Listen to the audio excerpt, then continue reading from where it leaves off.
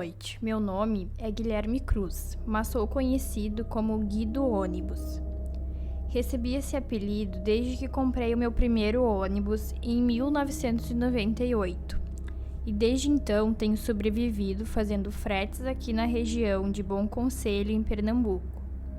Infelizmente, não tenho condições de regularizar a documentação junto aos órgãos competentes.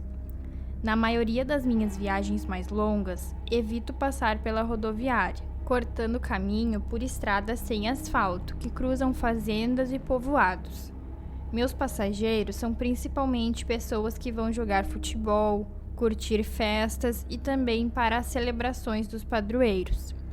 No entanto, em 2010, passei por uma situação difícil quando fui contratado para levar um grupo de pessoas de um povoado em Paranatama para trabalhar na colheita de café em uma fazenda em Triunfo, do outro lado do estado. Durante os mais de 20 anos que trabalho nesse ramo, já vi muitas coisas nas estradas, mas nada se compara com o que presenciei naquele dia. Felizmente, estava acompanhado por um rapaz chamado Mário, que trabalha junto comigo. O combinado era levar o grupo no domingo, deixá-los trabalhando lá para depois retornar na sexta-feira para buscá-los. Se eu tivesse seguido pela rodovia principal, a viagem toda teria demorado cerca de 6 ou 7 horas, mas eu prefiro não correr. Como tive que cortar caminho, só pegaria a pista novamente quando chegasse em Flores. Combinei com o pessoal de sairmos às 7 horas da manhã e assim chegamos na fazenda às 5 horas da tarde. Graças a Deus, o percurso foi tranquilo, sem nenhum contratempo, pois apesar de não ter a documentação exigida, preocupo-me muito com a manutenção do veículo. Depois de chegarmos, eu descansei um pouco, enquanto o pessoal da fazenda preparava o jantar. Esperei para comer e só saí depois das 7 horas, quando estava pronto para ligar o motor. Foi nesse momento que Betinho, o dono da fazenda, chegou da cidade e estacionou sua caminhonete ao lado do meu ônibus. Desci para conversar com ele e a conversa acabou se estendendo. Só saímos de lá perto das 10 da noite. Mesmo assim, Betinho queria que eu ficasse por lá e só viajasse no outro dia. De lá até Flores, segui pela pista. Depois, saí da estrada e voltei a cortar o trecho. Depois de algum tempo, o ônibus começou a fazer uns barulhos bem estranhos. Parei e desci para ver o que estava acontecendo. Mário deu uma olhada, mas não conseguiu identificar o problema na hora. Eu cocei a cabeça, pois não é bom ficar com um ônibus quebrado em uma estrada movimentada. Imagine então no meio do nada. Quando olhei mais adiante, a cerca de 100 metros de distância, vi algumas luzes que pareciam velas, e também parecia que tinha gente conversando. Fomos caminhando e levamos um susto ao perceber que as luzes vinham de dentro de um cemitério. Havia cerca de 10 pessoas com velas nas mãos fazendo algumas rezas. Confesso que nunca fui muito corajoso e naquele momento eu me benzi. Porém, Mário estava com a coragem nas alturas e queria ir lá dentro para ver o que aquele povo estava fazendo.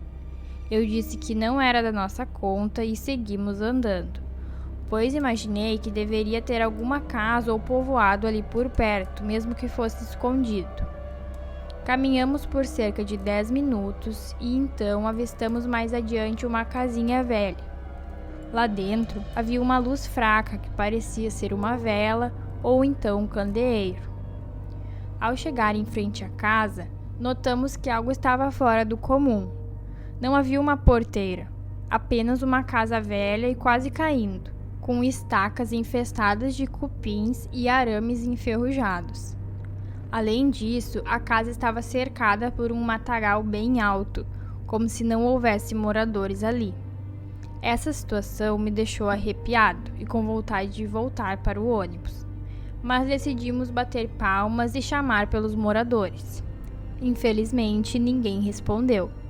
Mário supôs que as pessoas poderiam estar com medo de serem assaltadas ou talvez estivessem no cemitério. Eu argumentei que a segunda opção era mais provável, Afinal, quem iria querer roubar uma casa antiga daquele jeito?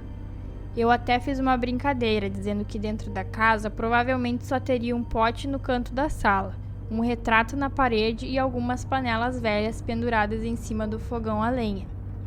Mara achou graça e riu de mim.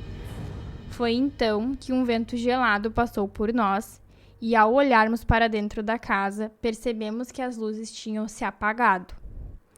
Nesse momento, eu senti um arrepio e decidimos voltar para o ônibus. Ao chegarmos, não havia mais ninguém no cemitério. E o estranho foi que não cruzamos com ninguém no caminho de volta. Eu tinha certeza de que era uma armadilha, mas Mário pegou uma lanterna para ver se encontrava algum sinal de alguém. No entanto, não havia rastros de pessoas naquele lugar deserto, o que até assustou Mário, que era um homem muito corajoso. Quando chegamos ao ônibus, por uma razão inexplicável, eu consegui dar a partida no motor. Foi uma grande alegria. Engatei a primeira marcha e saímos de lá em alta velocidade, como se estivéssemos fugindo de alguma coisa.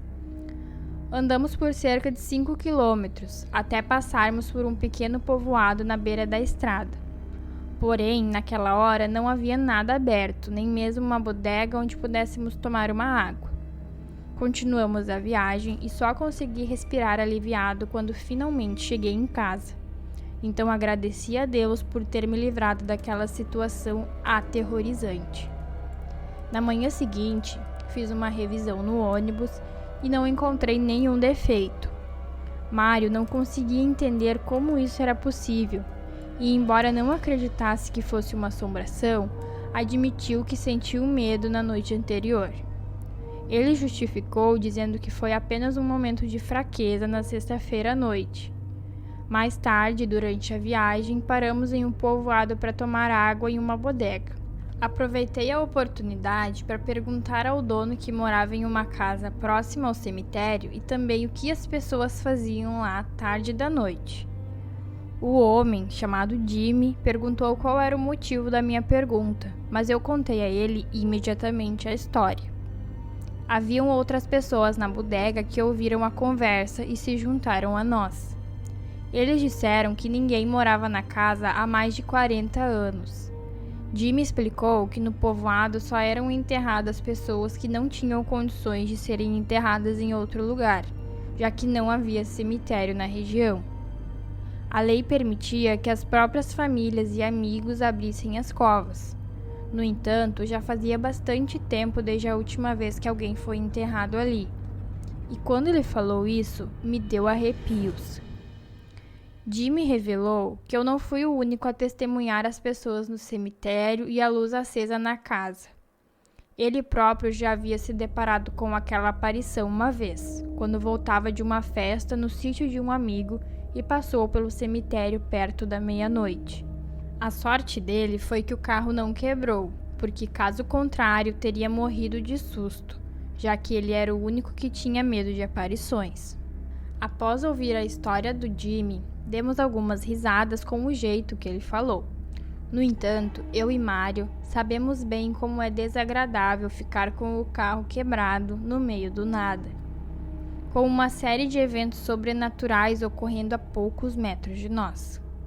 Então, decidimos seguir viagem até a fazenda e na volta optei por voltar pela rodovia, mesmo correndo o risco de ser pego pela polícia rodoviária, ao invés de passar em frente ao cemitério novamente.